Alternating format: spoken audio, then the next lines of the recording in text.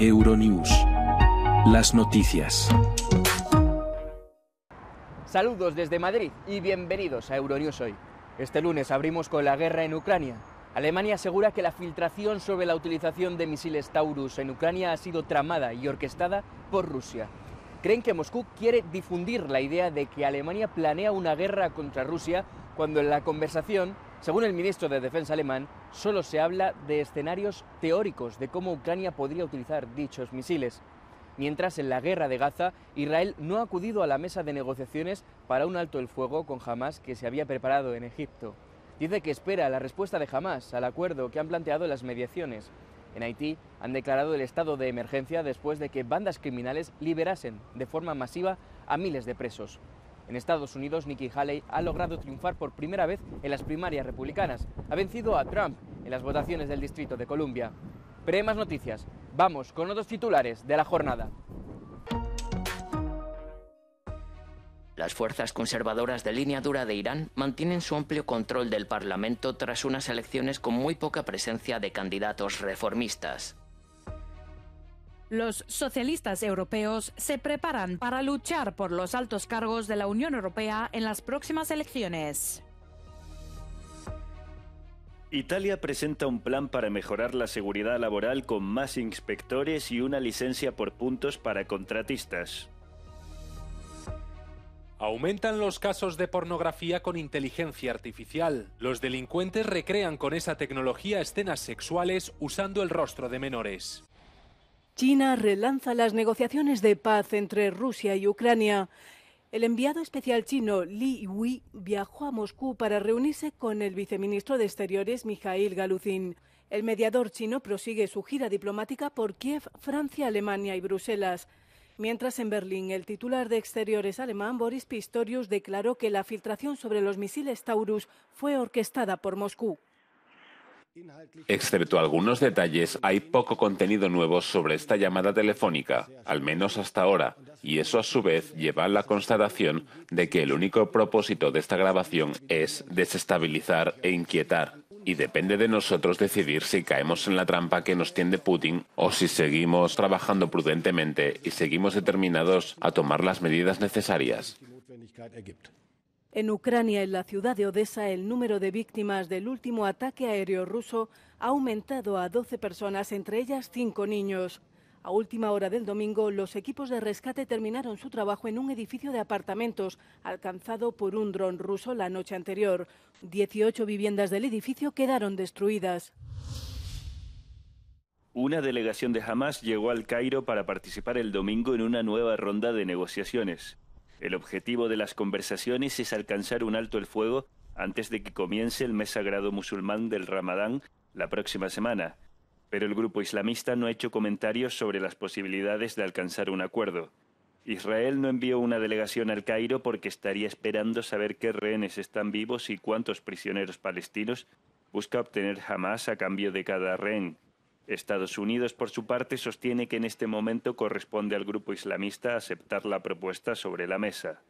El Papa Francisco animó a los participantes a continuar las negociaciones para un alto el fuego inmediato, diciendo por favor paren durante su discurso dominical en la Plaza de San Pedro.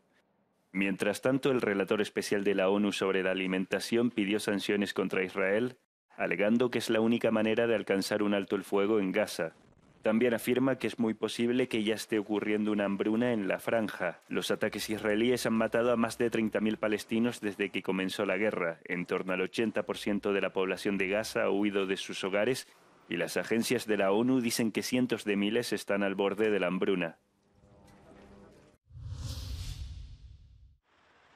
Las fuerzas conservadoras de línea dura de Irán mantienen su amplio control del Parlamento tras unas elecciones en las que se han permitido las candidaturas de muy pocos políticos reformistas. Tras el escrutinio del viernes ha sido confirmada la mayoría de escaños. El resto irá a una segunda vuelta. No se han dado cifras de la aparentemente baja participación tras el llamamiento de los opositores a la abstención. En total, 245 personas han sido elegidas hasta ahora y formarán parte del Parlamento. De las 208 circunscripciones, 21 votarán en la segunda vuelta. Hay 45 escaños que se decidirán en la segunda vuelta. También se votó para la Asamblea de Expertos, que decidirá el eventual sucesor del líder supremo de Irán, el ayatolá Ali Jamenei. Una baja participación supone una gran presión para la cúpula religiosa del país, que basa en parte su legitimidad en la participación popular en las elecciones. El sábado pasado, el destructor de la Armada italiana Caio Duilio derribó con su cañón un dron UTI. De características similares a los utilizados en ataques anteriores, el dron se encontraba a unos 6 kilómetros del buque italiano cuando fue derribado. El ministro de Defensa italiano Crosetto habló de una grave violación del derecho internacional y de un atentado contra la seguridad del tráfico marítimo. Mientras tanto, el hundimiento del Ruby Mar, que transportaba 21.000 toneladas de abono, es preocupante.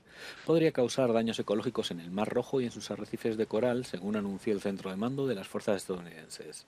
El carguero fue alcanzado por un misil disparado por los rebeldes hutíes el mes pasado y se hundió el sábado en el Mar Rojo. Es el primer buque completamente destruido por los rebeldes de Yemen. Las autoridades declararon el estado de emergencia y ordenaron un toque de queda nocturno para intentar recuperar el control de las calles de Haití después de una explosión de violencia durante el fin de semana. Miembros armados de bandas criminales invadieron las dos mayores prisiones del país y liberaron a miles de presos. Al menos 9 personas han muerto desde el jueves, 4 de ellas policías.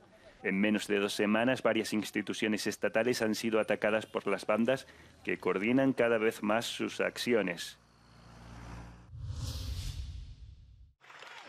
Nikki Haley gana las primarias republicanas en el Distrito de Columbia, en la que supone su primera victoria de la campaña, con la que interrumpe la racha ganadora del expresidente Trump, que ya no llegará invicto al supermartes, aunque sigue siendo el favorito.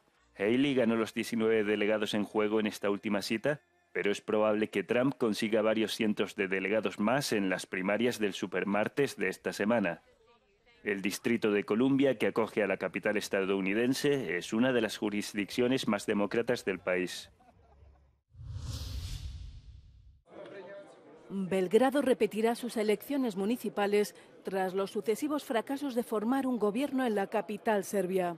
El Partido Progresista Serbio del presidente Aleksandar Vučić proclamó la victoria en los comicios del pasado 17 de diciembre, pero varios observadores y el grupo de oposición Serbia contra la Violencia insistieron en que se había producido fraude y se negaron a reconocer los resultados, convocando masivas protestas. Los medios barajan como posible fecha de la votación el próximo 28 de abril. Los socialistas europeos se están preparando para luchar por los altos cargos de la Unión Europea en las próximas elecciones en junio. Este fin de semana en Roma, las voces de la centroizquierda europea acusaron a los conservadores de normalizar a la ultraderecha. Y para entregar este mensaje a los votantes está el principal candidato socialista, Nicolas Schmit. Necesitamos una Europa social en la que ningún ciudadano se sienta abandonado. Nos ocupamos de los ciudadanos, de todos los que tengan dificultades, tanto con el poder adquisitivo, pero también con las transiciones y los cambios en economía. No los dejaremos atrás. Schmit, que ahora es comisario europeo de Empleo y Derechos Sociales, quiere competir con Ursula von der Leyen por la presidencia de la Comisión Europea. Von der Leyen ya ha anunciado que se presentará para un segundo mandato. En lo que respecta a los altos cargos en las instituciones de la Unión Europea, el centro-izquierda tiene ahora el alto representante para la política exterior. Pero en el próximo mandato los socialistas lucharán por la presidencia del Consejo Europeo, que reúne a los líderes de los 27 países de la Unión. Entre los líderes socialistas que podrían ocupar el cargo de presidente del Consejo Europeo figura el nombre del primer ministro portugués António Costa, que pronto dejará el gobierno de Portugal. Un debate entre las diferentes familias políticas determinará la distribución de los altos cargos. Hasta entonces veremos lo que ocurre.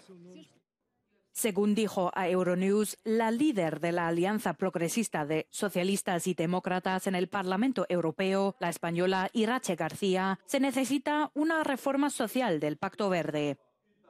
Es nuestra responsabilidad como europeos garantizar el planeta para las futuras generaciones y por eso hoy tenemos ya que poner en marcha unas políticas y unas medidas para luchar contra el cambio climático, pero hacerlo además de una forma en que la transición sea justa, que no paguen la factura del cambio climático los que más lo necesitan. Los socialistas han prometido seguir ayudando a Ucrania, promover la paz en Oriente Medio y conseguir más presupuesto para una mejor defensa y seguridad para la Unión Europea. Los suizos votan a favor de aumentar su pensión en un referéndum que se ha celebrado este domingo. La votación se produjo tras una propuesta de los sindicatos de incluir un pago extra en las pensiones del Estado para pasar de 12 a 13 mensualidades al año. El gobierno suizo había advertido antes del referéndum que el aumento de las pensiones sería demasiado caro, pero aún así el 75% también rechazó aumentar la edad de jubilación de 65 a 66 años. Shehbaz Sharif ha sido elegido primer ministro de Pakistán por segunda vez tras unas controvertidas elecciones que acabaron con gritos de protesta en el Parlamento pakistaní este domingo por parte de los aliados del ex primer ministro y principal líder de la oposición, Imran Khan, que actualmente se encuentra encarcelado. Los seguidores de Khan aseguran que las elecciones celebradas en febrero fueron manipuladas.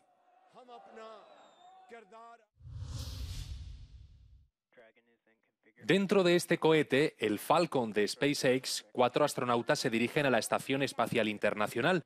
Allí pasarán 6 meses en el marco de una misión de la NASA. Tras el despegue,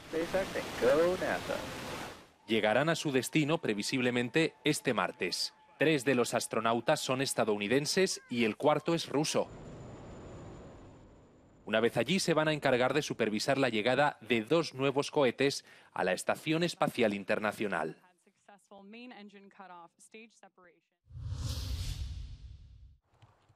El fabricante de automóviles Tesla se enfrenta a protestas en Alemania.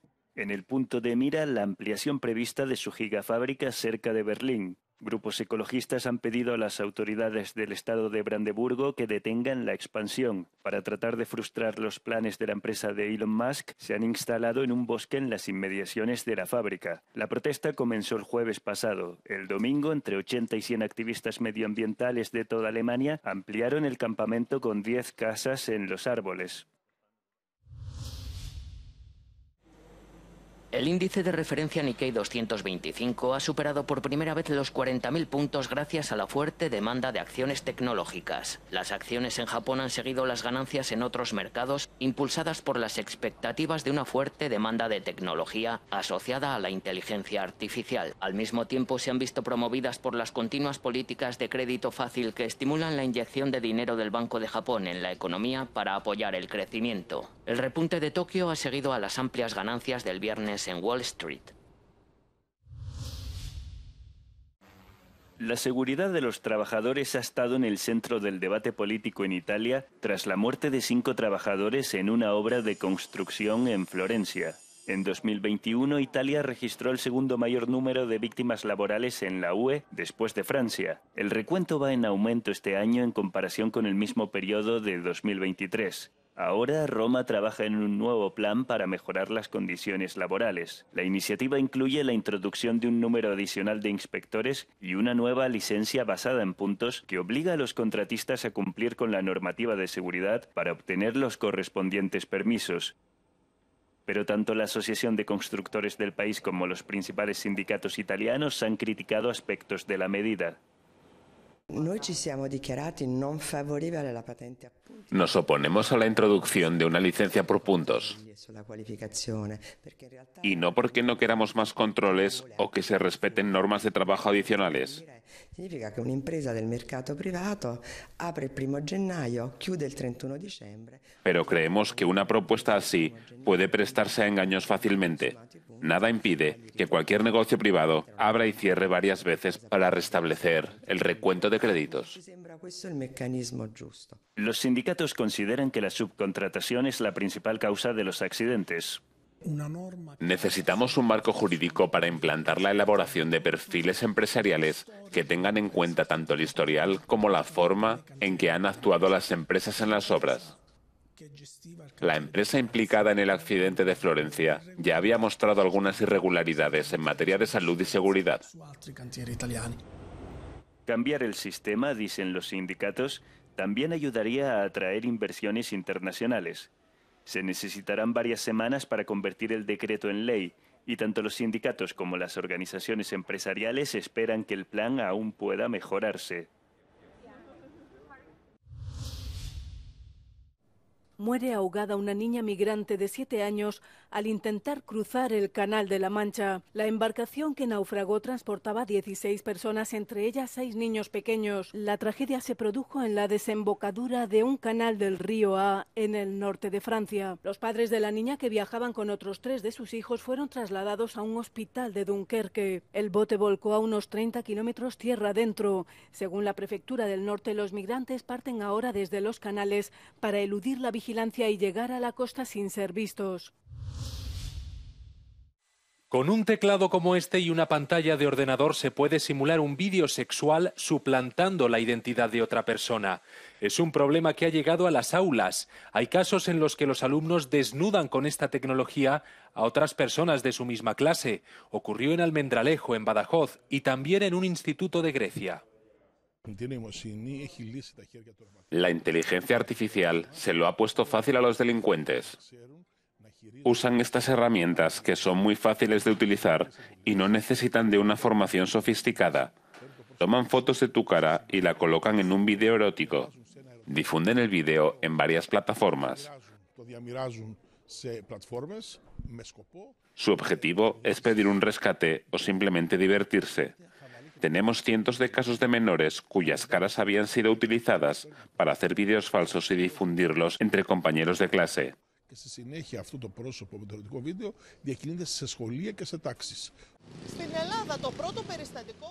En Grecia, el primer caso de estas características se registró hace unos 3 años.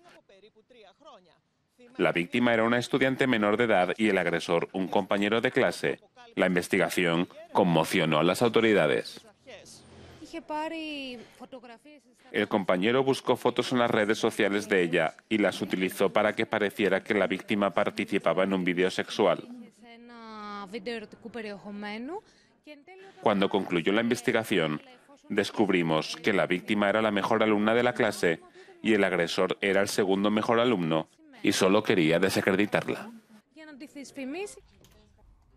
Los ciberdelincuentes actúan en la sombra y es difícil dar con ellos, pero en países como Grecia las autoridades ya preparan una nueva legislación para poder actuar de forma rápida y eficaz contra este tipo de delitos.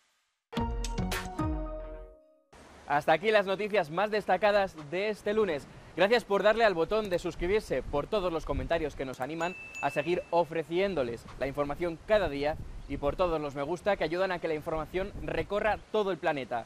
Les dejamos con el No Comen del Día, en el que verán cómo 2 caballos sueltos paralizaron temporalmente el tráfico en la ciudad de Cleveland, en Estados Unidos.